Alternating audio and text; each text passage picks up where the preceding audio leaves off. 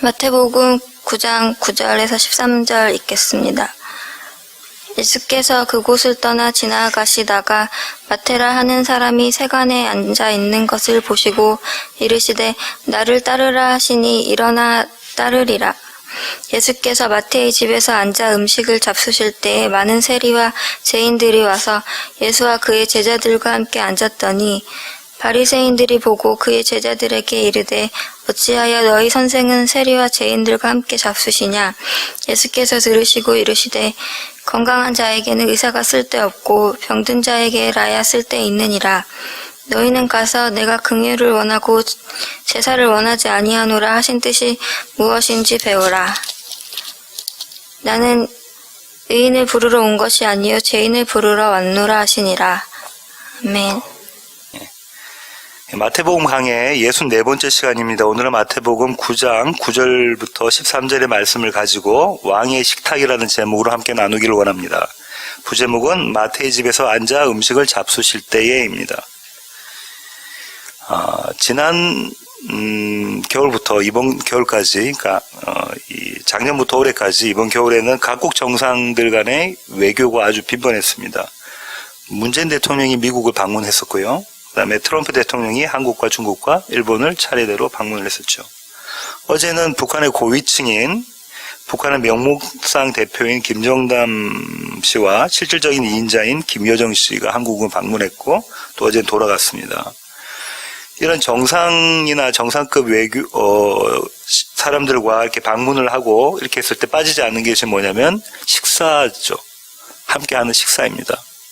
오찬을 하기도 하고 만찬, 점심 식사나 저녁 식사를 하기도 하는데요.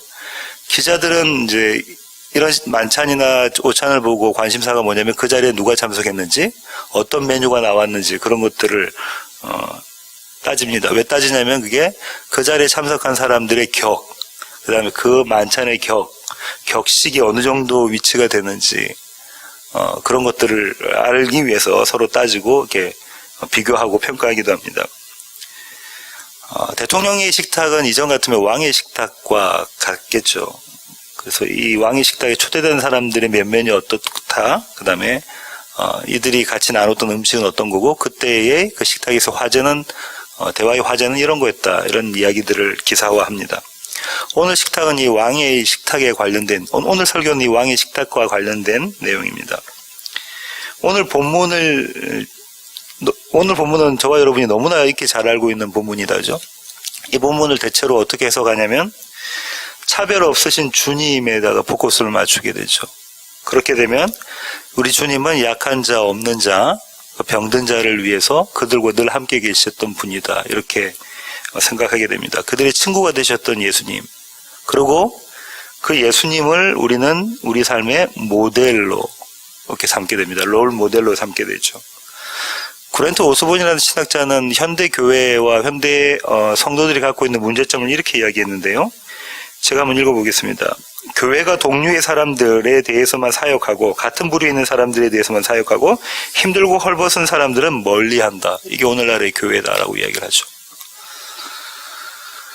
그래서 그는 이렇게 이야기합니다. 아까 조금 전에 말씀드린 것처럼 예수 그리스도를 우리의 삶의 모델로 삼자, 우리의 모범으로 삼자라고 이야기를 하고, 그러면 우리의 마음가짐, 우리의 삶의 자세, 삶의 태도는 바뀌어지겠죠.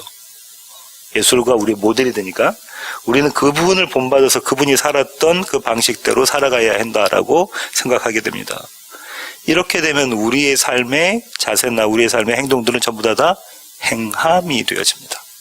행함이 되어지죠. 교회가 이런 사역들을 하지 않습니까? 이 신학자 오스본이 이야기하는 그런 사역들을 교회가 많이 하지 않나요? 많이 합니다. 빈민들을 구제하고요, 난민들을 또 구하고요. 특별히 미국 땅에서는 아메리칸 인디언들을 위한 사역들도 하고요. 또 아마존이나 그 오지들 나가서 사역하시는 분들도 계십니다. 교회가 구제와 선교를 많이 하면 부흥할까요? 아니면 안 하면 부흥할까요? 많이 해야 부흥하죠. 많이 해야 부흥합니다. 왜 그렇죠? 그렇게 해야만 건강한 교회라고 인식되어집니다.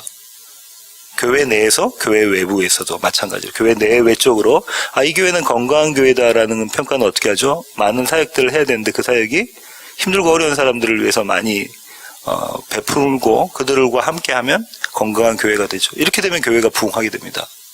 그 교회에 와서 같이 예배드리고 그 사회에 같이 참여하려고 하죠. 대부분의 사람들이 다 그렇습니다. 왜 그렇죠? 이 아름다운 사역에 나도 참여했다라는 그 자부심, 이렇게 자긍심, 다른 말로 성경적인 의미로는 나의 의 때문에 그렇습니다. 제가 여러분에게 그러면 이런 질문들을 해보겠는데요. 예수 믿지 않는 사람이 이런 사역을 하면 그건 문제가 되나요? 예수 믿지 않는 사람이 헐벗고 굶주린 사람들을 도와주고 또 병든 사람들을 도와주고 오제에 나가서 어떤 사역들을 감당하게 되면 그러면 이게 문제가 됩니까? 아니죠. 그렇지 않습니다. 이거 성도만 할 수 있는 특권인가요? 아니요. 그렇지도 않습니다. 오히려 이거는 저와 여러분이 마땅히 해야 될 인류의 보편적인 사명인 겁니다. 그죠? 예. 인류의 보편적인 사명입니다. 이건 국어사전식으로 생각하는 윤리와 도덕이 되는 거죠. 예, 그렇습니다. 사실상 오늘 본문은 이거보다 훨씬 더 깊은 의미를 담고 있습니다. 오늘은 그 의미를 하나하나씩 찾아보기를 원합니다. 이 에피소드를 어떤 관점에서 바라보셔야 되냐면요. 마태복음은 누구를 위해서 쓰여진 책이죠? 1차 독자가 누굽니까? 유대인, 이스라엘, 유대인을 위해서 쓰여진 책이죠. 이 복음서의 내용은, 마태복음서의 내용은 이 유대인의 대표라고 할 수 있는 사람들이 바리새인과 서기관들인데 그 바리새인과 서기관들의 성경관, 세계관, 가치관을 송두리째 뒤엎어버리는 복음서입니다. 그렇죠? 업사이드 다운되는, 내가 지금까지 바르다고 믿고 있었던 게 한순간에 무너져버리고 거꾸로 뒤집어지는 그런 기사가 이 마태복음. 물론 모든 성경의 기사들이 그렇죠. 어떤 방식으로 하시냐면 서기관과 바리새인의 의와 더 나은 의를 대조하시는 방식으로 그렇게 하시고요. 이 더 나은 의가 없으면 너희가 천국 못 가, 이렇게 예수님은 말씀하시고 계시죠. 그게 산상순 전부 다의 이야기라고 말씀을 드렸습니다. 이 더 나은 의가 한마디로 이야기하면 복음입니다. 이 복음은 능력을 갖고 있어서요. 지금까지 우리가 바르다고 믿고 있었던 것이 아니 그게 아니구나라고 우리의 세계관을 바꾸게 할 수 있는 능력을 갖고 있습니다. 업사이드 다운을 할 수 있는 그런 놀라운 파워, 오소로의 권위를 가지고 있는 것이 복음입니다. 이런 전제를 가지고 오늘 본문을 보셔야 돼요. 예. 오늘 사건, 이 에피소드의 발단은 어떻게 시작하냐면요. 마태라는 사람이 예수님을 자기의 식탁으로 초대하는 것으로부터 오늘 사건이 시작됩니다. 10절 한번 읽어보시겠습니다. 마태복음 9장 10절입니다. 제가 한번 읽어볼게요. 예수께서 마태의 집에서 앉아 음식을 잡수실 때에 많은 세리와 죄인들이 와서 예수와 그의 제자들과 함께 앉았더니, 식사 초대의 의미가 뭔가요? 제가 종종 우리 교회 성도님들 몇 분 안 되시니까 초대해서 같이 식사를 하기도 하는데요. 식사 초대의 의미가 뭡니까? 그랜트 오스본은 이렇게 이야기합니다. 당시 유대 사람들에게 있어서 식사 초대에 식탁에 함께 참여한다는 것의 의미는 이런 거라고 이야기합니다. 동료 집단과 사회적 지위를 결정하는 행사다. 어떤 의미인 줄 아시겠습니까? 내가 초대한 사람을 보고 이 사람의 아이덴티티, 정체성, 사회적인 지위, 위치 이런 것이 결정된다는 거죠. 그것은 일종의 동맹으로서 어떤 사람이 그 집단에 받아들여졌다는 시인이 된다. 많이 쓰는 이야기가 식사를 나누는 것은 무엇을 나누는 것이다? 삶을 나누는 것이다. 이렇게들 이야기를 한다고 합니다. 저와 여러분이 누군가의 식탁에 초대됐다고, 식사 초대가 됐다고 생각하면 갖게 되는 질문들이 무엇이 있습니까? 몇 가지 질문들을 갖게 되죠. 첫 번째는 누가 초대했는가? 그 다음에 누구를 초대했는가? 나 말고 다른 누구들을 초대했는가 그 자리에? 그 다음에 왜 초대했는가? 그죠? 초대 목적이 있을 거 아닙니까? 동기. 그 다음에 나는 그 자리에 무슨 선물을 가지고 가야 하나? 식당에 초대받았으면 무슨 선물을 가지고 가는 게 일반적인 관례니까 나는 그 자리에 무슨 선물을 가지고 가야 하나? 이런 네 가지 질문들을 해볼 수가 있겠습니다. 오늘 이 네 가지 질문들을 살펴보도록 하겠습니다.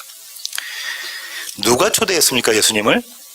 마태, 예수님의 제자인 마태가 초대했죠. 마태는 마태복음에서만 마태라고 쓰여졌고요. 누가복음과 마가복음에는 어떤 이름으로 쓰여졌죠? 레위라는 이름으로 쓰여졌습니다. 이 마태는 히브리어로 야훼, 여호와의 선물이라는 의미를 가지고 있고요. 또 한편으로는 신실하다라는 의미도 가지고 있다고 합니다. 그 어원에 따라서 어떤 경우에는 야훼의 여호와의 선물, 또 어떤 경우에는 신실함, 충성됨, 이런 의미를 가지고 있습니다. 마태의 직업이 뭐였습니까? 세리였죠. 이스라엘 그 문화에 정통한 장재일 목사님이 이렇게 말씀하시는데요. 당시 로마 제국이 세금을 걷어들이는 징수하는 방법은 이렇습니다. 각 지역마다, 자기 식민지 각 지역마다 세금을 얼마라고 때립니다. 예를 들면 더 콜로니 같은 경우에 더 콜로니의 세금은 얼마다 이렇게 때려요. 그러고 난 다음에 입찰을 합니다. 그러면 각종 세리들이 모여서 입찰 금액을 적어내죠. 그럼 가장 많이 세금을 써낸 사람이 당첨이 되겠죠. 그렇게 입찰이 통과가 되고 나면 이 세리는 자기 재산을 가지고 그 세금을 먼저 선납을 합니다. 먼저 로마 제국에 세금을 바치는 거예요. 그러고 난 다음에 죄송합니다. 그 지역과 그 다음에 일정 기간 동안 그 지역에서 세금을 거둘 수 있는 권리를 부여받죠. 자기가 만약에 10,000불을 세금을 냈다면 10,000불을 걷어들이는 게 맞죠. 근데 얼마를 걷어들일까요? 훨씬 많은 금액을 걷어들여서 당시에 그 지역에 있는 지역 정부의 관리들에게 나눠주고 자기가 그 세금을 착복하게 되죠. 공공연한 사실입니다. 그래서 로마 역사가 예수님 당시에 로마 역사가 리비는 이렇게 이야기를 했는데요. 제가 한번 읽어볼게요. 세리가 있는 곳에는 법이 존재하지 않았고, 세리가 있는 곳에서는 법이 없었고, 돈을 내야 하는 사람들에게는 자유가 존재하지 않았다. 무조건 돈을 내야 된다 했던 거죠. 부정이 만연했던 직업이 세리고요. 모든 사람에게 가장 멸시받았던 직업이 세리입니다. 이 세리를 예수님은 당신의 제자로 부르셨습니다. 오늘 읽으셨던 본문 9장 9절 한번 다시 볼까요? 예수께서 그곳을 떠나 지나가시다가 마테라 하는 사람이 세관에 앉아있는 것을 보시고 이르시되 나를 따르라 하시니 일어나 따르니라. 아마도 이 세리 레위 마태는 예수님의 소문을 들었을 겁니다. 그죠? 누구처럼요? 똑같은 또 세리가 한 명 있었잖아요. 예수님 소문 듣고 예수님 보러 나갔던 사람. 삭개오, 세리장에 있던 삭개오, 키가 작은 삭개오가 있죠. 삭개오처럼 아마도 예수님의 소문을 미리 들었을 것이다라고 신학자들은 생각을 하고요. 예수님이 딱 오셔서 예수님이 자기를 부르니까 벌떡 일어나고 예수님을 따랐잖아요. 세리는 얼마나 재고 또 재는 사람 아닙니까? 그죠? 계산에 아주 밝은 사람이죠. 이게 나한테 도움이 될까, 유익할까, 아니면 그렇지 않을까를 재는 사람이 세리입니다. 그죠? 그런 세리가 예수님이 자기를 부르니까 벌떡 일어나서 갔어요. 뭐 한편으로는 이제 이 양반이 이 유대 땅의 왕이 되겠으니까 내가 그분 옆에 빌붙어 있어야 되겠다라고 생각했을 수도 있겠죠. 하지만 이장호 목사님은 그의 설교에서 이렇게 말씀하시는데요. 이 세리가 모든 것을 버리고 떠났다라고 누가가 이야기하고 있거든요. 누가복음 5장 28절 한번 보실까요? 누가복음 5장 28절입니다. 27절부터 읽어볼게요. 그 후에 예수께서 나가사 레위라 하는 세리가 세관에 앉아있는 것을 보시고 나를 따르라 하시니 그가 모든 것을 버리고 일어나 따르니라. 누가는 뭐라고 이야기하냐면 모든 것을 마태가 다 버리고 예수님을 따랐다라고 이야기하잖아요. 이건 재고 잰 행동이 아니란 얘기인 거죠. 원래 마태는 어떤 사람이에요? 재고 또 재고 또 재고 하는 사람이었죠. 아주 계산적인 사람인데 이 지금 모습은 모든 걸 다 버리고 간 사람은 재고 재는 모습이 아니잖아요. 그래서 아까 말씀드렸던 이장훈 목사님은 이 모습은 바로 그 전에 사건이 뭐냐면 친구 4명이 중풍병자를 데리고 예수님이 계신 곳에 지붕을 뜯고 그 친구를 내려서 예수님께로부터 구원을 받는 장면이 있었잖아요. 치유함을 받고 구원을 받는 장면이 있었잖아요. 그때 예수님이 뭐라고 말씀하셨냐면 너 일어나서 네 침상 들고 네 집으로 가. 그렇게 말씀하셨잖아요. 그 말씀의 능력이 이 세리 마태에게 선포된 것이라는 거죠. 너 일어나 날 따라. 예수님이 그렇게 선포하셨을 때 아무도 제가 주님을 따르지 않겠습니다라고 말할 수 있는 사람이 없다는 거예요. 예수님이 불러내시면 나의 의지와 나의 성품과 나의 능력, 나의 지혜, 나의 평소의 어떤 모습과는 상관없이 무조건 예수님을 따르게 되어져 있다는 거죠. 동의하신가요? 저와 여러분 그렇게 예수님께로부터 불려나온 자입니다. 나의 생각에 따라서 내가 예수님을 찾았습니다가 아니라 예수님이 저와 여러분을 그렇게 한 분 한 분 불러내신 거죠. 이걸 유명한 신학자인 칼빈은 뭐라고 이야기했냐면 불가항력적인 은혜라고 이야기합니다. irresistible grace를 해서 불가항력적인 은혜. 하나님께서 불러내시면 아무도 그 은혜를 거부할 수 있는 능력이 없고 따라갈 수밖에 없다는 거죠. 요한복음 15장 18절 한번 보시겠습니다. 16절이네요.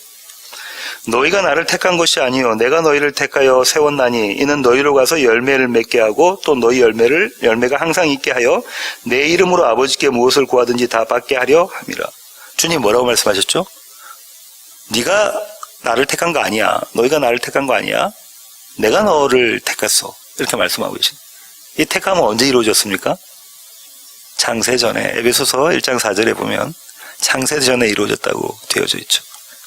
아무 공로가 저와 여러분에게 없다라는 말씀을 해주시는 겁니다. 한 구절 더 보겠습니다. 베드로전서 1장 1절부터 4절입니다.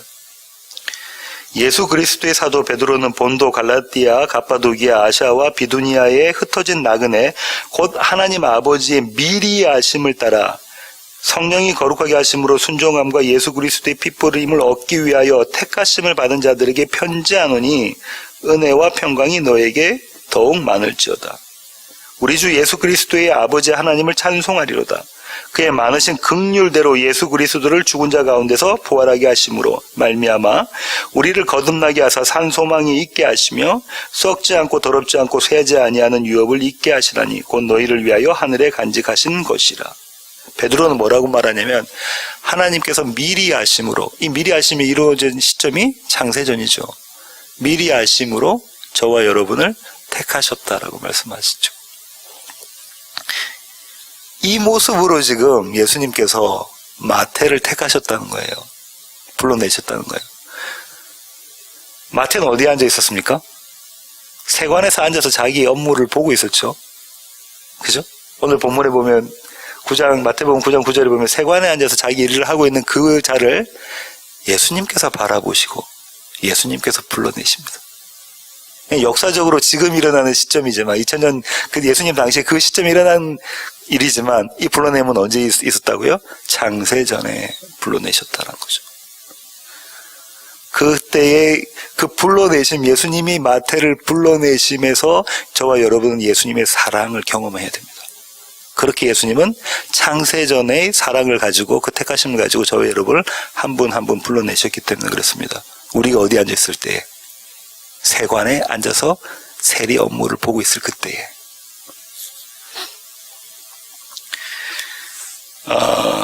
두 번째 질문은요, 식탁과 관련돼서 초대와 관련돼서 두 번째 질문이 이렇습니다.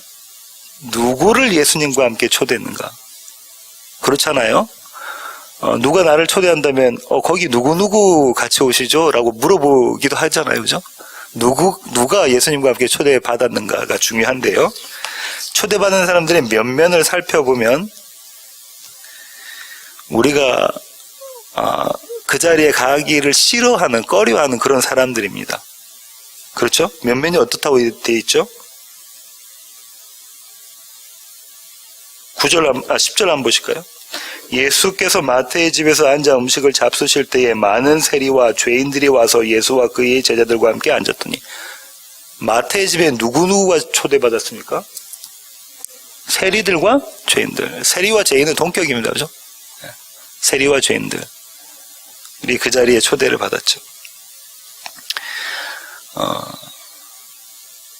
아까도 말씀드렸다시피 함께 식사하는 사람들의 정체성이 자기의 정체성이 되는 게 식탁입니다. 강호찬 집사님, 강미 집사님 함께 식사를 하시면 그 정체성은 우리가 한 부부다라는 거잖아요. 저는 두 딸들이 있으니까 우리가 한 가족이다. 그죠? 우리 교회 식구들이 같이 저희 집에서 식사하면 우리는 세워주는 교회 한 가족이다. 이런 정체성이 그 안에 담겨져 있는 거잖아요. 그런데 예수님과 함께 초대받은 사람들은 전부 다 세리와 죄인들이었어요. 그럼 어떻게 되냐면 예수님이 세리와 죄인과 같은 모습이셨거나 아니면 세리와 죄인이 저와 여러분이 알고 있는 세리와 죄인의 모습이 아니라 예수님과 동일한 모습, 그 동일한 신분의 모습으로 갑자기 바뀌어졌거나 둘 중에 한 개겠다. 그죠? 그렇습니다. 이게 복선으로 깔려 있는 겁니다. 한번 물어볼게요. 태양아, 태양이가 이런 사회적으로 쓰레기 같은 사람이라고, 매국노라고 불려지고 쓰레기 같은 사람이라고 불려지는 사람들과 함께 식탁에 초대받았다면 너 어떻게 할래? 안 가죠. 그런 식탁, 그런 초대에는 아무도 안 갑니다. 예, 맞습니다. 근데 예수님은 그 자리에 가셨죠. 마태는 예수님을 왜 초대했나요? 초대의 목적이 뭡니까? 초대의 목적, 오늘 본문에는 안 나와 있는데요. 누가복음엔 나와 있습니다. 누가복음 5장 29절 가볼까요? 27절부터 한번 제가 읽어볼게요. 그 후에 예수께서 나가사 레위라 하는 세리가 세관에 앉아있는 것을 보시고 나를 따르라 하시니 그가 모든 것을 버리고 일어나 따르니라. 레위가 예수를 위하여 자기 집에서 큰 잔치를 하니 세리와 다른 사람이 많이 함께 앉아있는지라. 마태, 레위가 무엇 때문에 큰 잔치를 벌였죠? 예수님 때문에 큰 잔치를 벌였다라고 누가는 이야기하고 있습니다. 그죠? 이 얘기는 이런 겁니다. 내가 스승을 만나는데 내 삶이 송두리째 바뀌었어. 내 직업 바뀌었다. 원래 내 직업은 너희가 잘 알다시피 세리였는데 이제 예수님의 제자가 되어버렸어. 나 이렇게 완전히 바뀌었는데 나를 바뀌게 하신 그분이 누구냐면 예수라는 이 선생인데 내가 너희에게 이 선생님을 소개해드리고 싶고 또 내가 어떻게 바뀌었다는 거 그거 선포하고 싶어. 그런 목적을 가지고 자기 친구들인 세리와 죄인들을 그 집에 초대했던 거죠. 예수님은 이 초대에 응해서 그 집에, 마태의 집에 가셨잖아요. 무슨 선물을 가지고 가셨습니까? 초대를 받았으면 선물을 이렇게 줘야 되잖아요. 예수님은 어떤 선물을 가지고 그 자리에 가셨습니까? 초대받은 예수님의 선물은 뭘까요? 이 궁금증을 가지고 설교 마지막에 선물에 대해서 말씀드리겠습니다. 그때의 예수님의 선물 보따리를 풀어내도록 하겠습니다. 이렇게 사건이 발단되어지고 나면 좀 길게 설명했는데요. 사건이 발단되어지고 난 다음에 사건이 전개가 되어지는데요. 이 전개는 마태복음 처음부터 끝까지 동일한 구조라고 했죠. 서기관과 바리새인의 의와 더 나은 의가 대조되는 구조로 이 사건이 이 에피소드가 전개되어집니다. 제가 한번 읽어볼게요. 마태복음 9장 11절부터 12절입니다. 바리새인들이 보고 그의 제자들에게 이르되 어찌하여 너희 선생은 세리와 죄인들과 함께 잡수시느냐? 예수께서 들으시고 이르시되 건강한 자에게는 의사가 쓸데없고 병든 자에게라야 쓸데있느니라. 이렇게 사건이 전개되어집니다. 바리새인의 지적이 뭡니까? 어떻게 너희와 너희 선생님은 죄인들과 같이 식사를 하느냐라는 거죠. 그럼 그렇게 동급이 되는데 바리새인들에게는 이 식사는 수치스러운 일이었습니다. 그죠? 왜요? 자기들은 의인이거든요. 그 자리에 가는 것조차가 뭡니까? 이 죄에 오염되는 거였거든요. 죄에 오염되는 자리에 가기 싫었던 거죠. 마치 우리가 에볼라라든지 메르스라든지 그런 병원균이 있으면 그 자리에 안 가려고 하잖아요. 서기관과 바리새인들이 바라봤던 예수님의 예수님께 참쳐서 가셨던 마태의 식탁은 마치 그런 자리라는 거예요. 오염된 자리. 그 자리에 내가 왜 가? 그런데 너희 선생님은 유대의 선생이 이스라엘의 선생이라고 하면서 어떻게 그 자리에 갈 수가 있지? 이렇게 물어보는 거죠. 이런 질문을 들으신 예수님께서 그들에게 답변을 하시는데요. 이 답변은 저와 여러분이 너무나 잘 알았는 그런 이야기죠. 제가 한번 읽어볼까요? 건강한 자에게는 의사가 쓸데없고 병든 자에게라야 쓸데있느니라. 진리인가요? 예, 진리입니다. 건강한 사람은 의사가 필요가 없죠. 예, 건강하지 않고 병든 자에게는 의사가 반드시 필요합니다. 이 말씀은 예수님 당시뿐만 아니라 아주 오래전부터 전해 내려왔던 이야기죠. 진리입니다. 한국의 경우 같으면 속담 내지는 격언 같은 그런 것들이죠. 예수님께서 말씀하셨던 이 건강한 자는 누굽니까? 의사가 필요 없는 건강한 자는 누구죠? 예, 바리새인들, 서기관과 바리새인들, 유대인들이었죠. 예수님은 그들을 건강한 자라고 부르셨지만 실상은 그들은 병든 자였던 거죠. 예수님이 필요했던 자들은 누구였냐면 세리와 죄인들이었죠. 예수님은 그들을 병든 자라고 이야기했지만 그 병의 고침을 받은 자들이 그들이죠. 이런 대조를 가지고 있습니다. 서기관과 바리새인이 붙잡은 의는 어떤 의냐면 이 의죠. 내가 의인입니다. 나는 건강한 자입니다라는 게 그들이 붙잡은 의였습니다. 근데 세리와 서기관들이 붙잡은 의는 뭡니까? 나는 병든 자가 맞습니다. 내가 죄인이 맞습니다. 이 의가 더 나은 의 대신 예수 그리스도를 붙잡게 만들죠. 예수님이 이 말씀을 하십니다. 그러고 난 다음에 이 사건은 절정을 올라가는데요. 그 절정이 13절입니다. 오늘 본문의 마지막 절입니다. 너희는 가서 내가 긍휼을 원하고 제사를 원하지 아니하노라 하신 뜻이 무엇인지 배우라. 나는 의인을 부르러 온 것이 아니요 죄인을 부르러 왔노라. 13절의 이 상반절 너희가 좀 더 배워야 돼 라는 말을 들었던 바리새인들은 어떤 감정이 들었겠냐면 제 생각으로는 대단한 수치심과 모욕감이 들었을 겁니다. 왜요? 서기관과 바리새인들은 유대인들의 선생이었어요. 그들의 스승이었죠? 그들을 가리키는 겁니다. 이렇게 살아. 저렇게 살아. 율법에는 이렇게 돼 있어. 가장 율법과 하나님의 말씀에 정통한 자들이고 그 말씀대로 살아내는 사람들이었잖아요. 근데 그들에게 주님께서 뭐라고 말씀하시냐면 너희가 도통 모르네 말씀을 좀 더 배워라 라고 말씀하시는 대단한 모욕인 거죠. 그러면서 예수님께서 인용하셨던 말씀이 호세아서에 있는 말씀이거든요. 호세아 6장 6절 한번 가볼까요? 6절과 7절 제가 한번 읽어볼게요. 나는 인애를 원하고 제사를 원하지 아니하며 번제보다 하나님을 아는 것을 원하노라. 그들은 아담처럼 언약을 어기고 거기에서 나를 반역하였느니라. 호세아 선지자가 지금 뭐라고 이야기하냐면 하나님께서는 뭘 원해요? 인애, 자비, 긍휼, 사랑을 원하시고 제사를 원하지 않는다라고 말씀하고 계시네요. 그죠?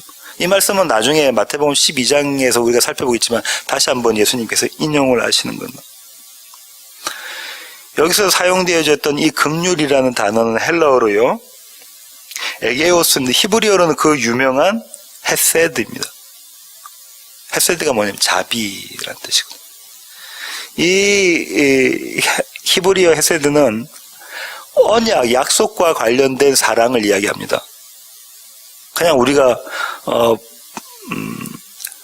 남자와 여자가 만나가지고 사랑 이렇게 하고 그런 사랑이 아니라 언약 관계에 있는 사랑.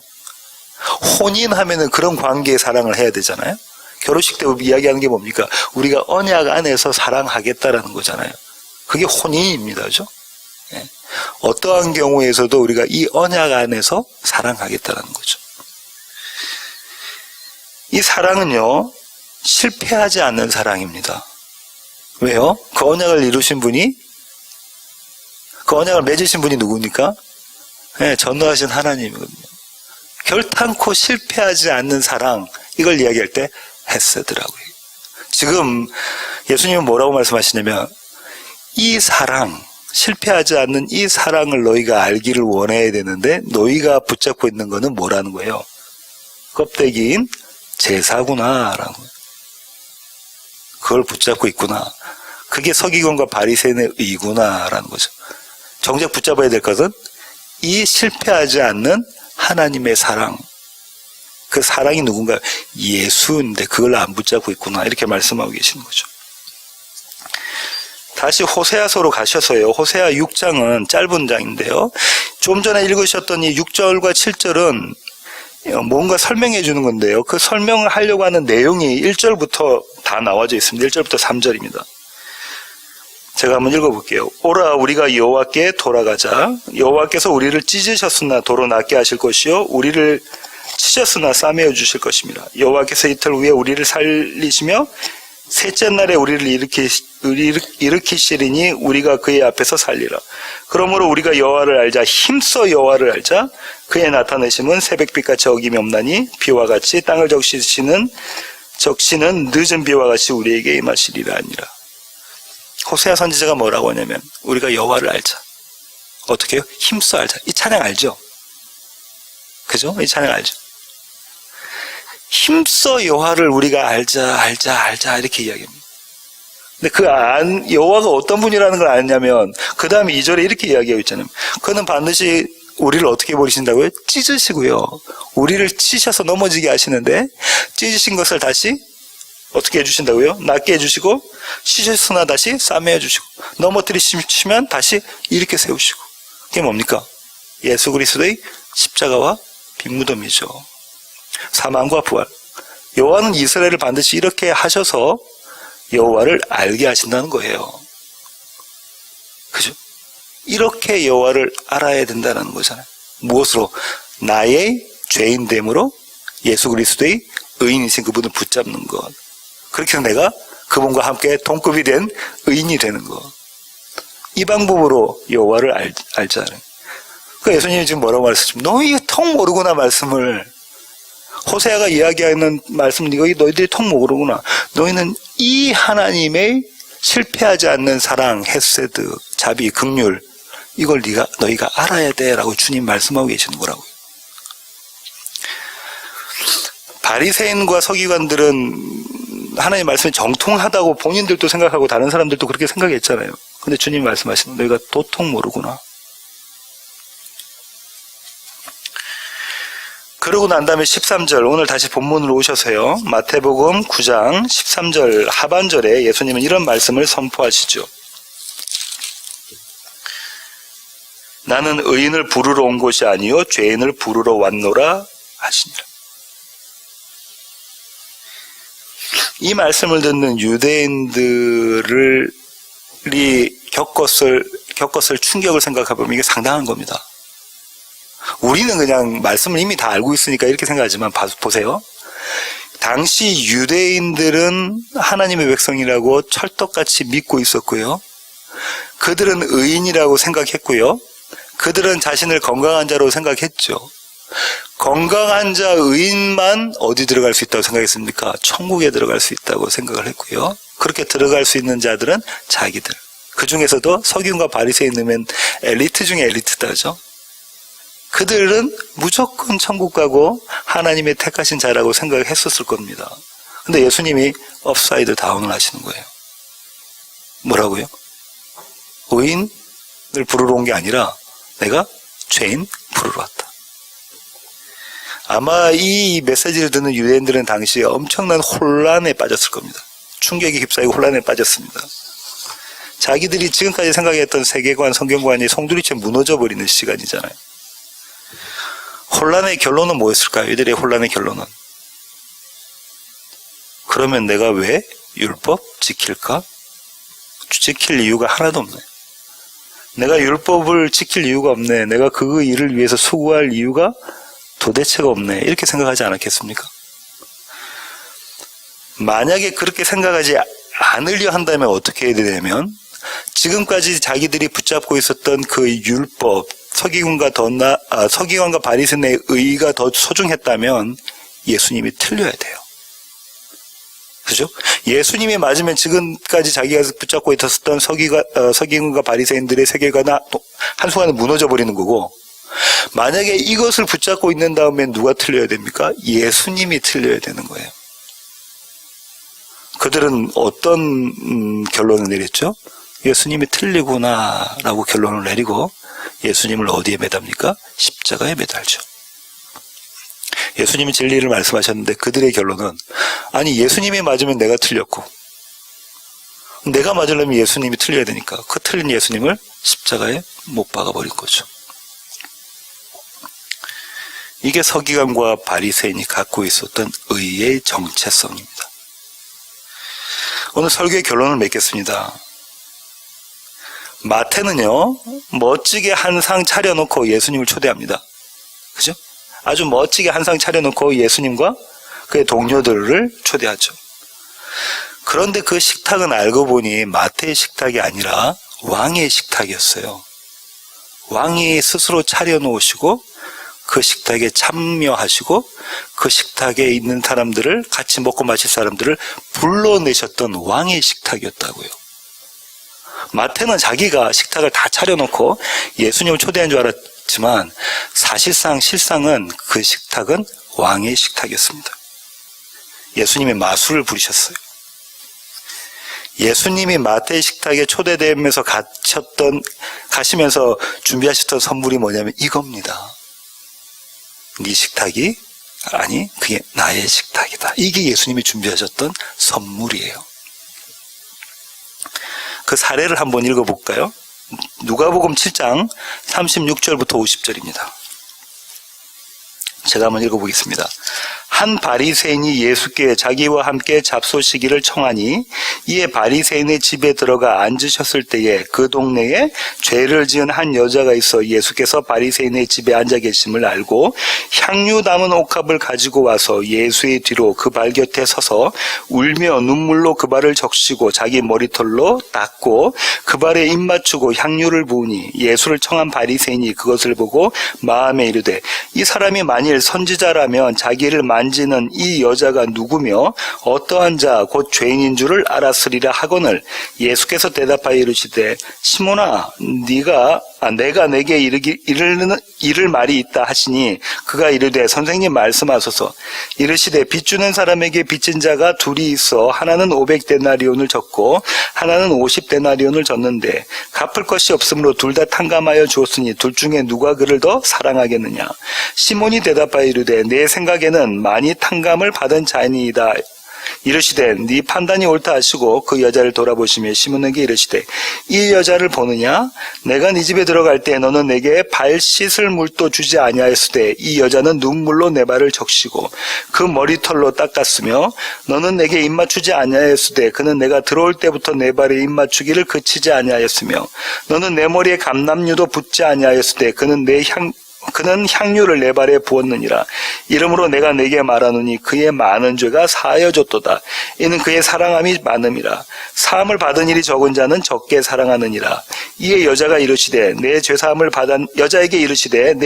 받았느니라 하시니 함께 앉아있는 자들이 속으로 말하되 이가 누구이기에 죄도 사하는가 하더라. 예수께서 여자에게 이르시되 네 믿음이 너를 구원하였으니 평안히 가라 하시니라. 아멘이신가요? 이 바리새인 시몬의 초대받지 않은 여인이 등장을 하죠. 예. 바리새인의 시몬은 예수님을 초대하면서 누구들을 초대했을까요? 바리새인과 서기관들, 당대에 이름 있는 사람들을 그 집에 초대했겠죠. 근데 이 죄 있는 여자는 아마 창녀라고 이야기하죠. 마리아는. 그 자리에 초대받지를 못했는데 그녀가 그 자리에 왔습니다. 누구의 초대를 받고 왔을까요? 예수님의 초대를 받고 그 자리에 왔죠. 이 여인은 바리새인인 시몬은 몰랐던 이 식탁의 의미를 알았죠. 이 식탁이 예수의 식탁이구나, 왕의 식탁이구나, 그 의미를 알게 된 거죠. 그래서 그 자리에 왔습니다. 이 여인은 그 식탁의 의미를 배웠고요, 알았고요, 그것도 힘써 배우고 힘써 알았습니다. 그녀의 이 힘씀은 그녀의 지혜와 능력에서 기인한 건가요? 아닙니다. 그녀를 이 식탁에 초대하신 예수 그리스도의 지혜와 능력에 힘입은 거죠. 이 얘기가 어디에 나와 있냐면 예수님께서 오늘 말씀하신 것에서 나는 죄인을 부르러 왔다. 그 말씀 안에 뭐가 담긴 게 있습니까? 내가 불러냈다. 죄인의 모습으로 그저 앉아있던 그 가늠한 여인인 이 마리아를 그 당신의 식탁에 예수님이 불러내셨어요. 이 여인은 그 사실을 알고 있었던 거죠. 이게 은혜이구나. 이 여인이 바로 서기관과 바리새인의 의가 아닌 더 나은 의, 예수를 소유한 자입니다. 예수님은 어떤 정체성을 가지셨냐면요. 누가복음 7장 34절, 오늘 읽으셨던 본문에 바로 조금 전에 읽었던 이 본문의 바로 위를 한번 볼까요? 34절 보십시오. 33절부터 볼게요. 침례 요한이 와서 떡도 먹지 아니하며 포도주도 마시지 아니하며 너희 말이 귀신이 들렸다 하더니 인자는 와서 먹고 마시며 너희 말이 보라 먹기를 탐하고 포도주를 즐기는 사람이요 세리와 죄인의 친구로다 하니. 서기관과 바리새인이 바라보는 예수님의 정체성이 뭡니까? 먹기를 탐하고 마시기를 포도주를 즐기는 자였습니다. 그죠? 먹고 마시는 거 너무 좋아하는 자다라는 거죠. 그래서 목사를 먹사라고도 부르잖아요. 먹고 마시는 것을 너무 좋아하는 자가 예수님의 정체성입니다. 서기관과 바리새인이 지적했던 그 정체성이 정확히 맞습니다. 예수님은 먹고 마시는 것을 즐기셨죠. 누구랑? 죄인들이랑 먹고 마시는 걸 즐기셨습니다. 그분이 먹고 마시는 것을 즐기시지 않으셨다면 저와 여러분은 이 자리에 앉아 있을 수가 없죠. 매일의 삶이 그분의 식탁의 초대입니다. 왕의 식탁에 예수님은 초대하시고 그 자리에서 저와 여러분과 더불어 먹고 마시기를 즐겨 하시는 거죠. 요한복음 6장에 주님 뭐라 말씀하시죠? 내 살과 내 피를 먹고 마셔라. 예수 그리스도의 십자가와 빈 무덤을 너희가 매일매일 매순간 매순간 경험해라. 주님이 먹고 마시는 걸 즐기시는 자였다. 우리가 주의 만찬에 참여하는 건 그걸 기념하는 거잖아요. 예, 그렇게 주님은 먹고 마시는 걸 즐기셨습니다. 그러니까 서기관과 바리새인이 그들의 의를 가지고 저 양반은 먹고 마시는 걸 즐기는 자라고 이야기했던 그 질책, 그 지적이 오히려 은혜라는 것을 알고 있는 자들이 그런 자들을 성경은 성도 거룩한 무리라고 부릅니다. 매일매일 이 왕의 식탁에 초대되어져 가면서 그 식탁의 풍성함을 경험하는 그런 자들이 교회입니다. 이 은혜가 저와 여러분에게 함께 있기를 간절히 축원합니다. 기도하시겠습니다. 주님, 그렇습니다. 하나님, 우리는 날마다 예수의 식탁, 왕의 식탁에 초대되어져 갑니다. 그리고 그 자리에서 나의 어떠함을 바라보고 하나님, 예수 그리스도의 어떠함을 바라봅니다. 그리고 주님 앞에 무릎 꿇고 우리가 갖고 있었던 것들, 우리가 의라고 내세웠던 것들을 무너뜨리고 예수로만 의로 삼습니다. 그 식탁에 초대해 주시니 주님 감사합니다. 이 은혜로 살아가는 세워지는 교회 가족 될 수 있도록 주님 저희들을 붙잡아 주십시오. 이제는 예수 그리스도의 놀라우신 구원의 은혜와 하늘아버지의 극진하시고 크신 사랑과 우리 안에 내주하셔서 날마다 왕의 식탁에 초대해 가시는 성령님의 충만하심이 주님 앞에 머리 숙인 세워지는 교회의 가족 머리 위에 이제로부터 영원토록 함께 하시기를 예수 그리스도의 귀하신 이름으로 간절히 축원하옵나이다. 아멘.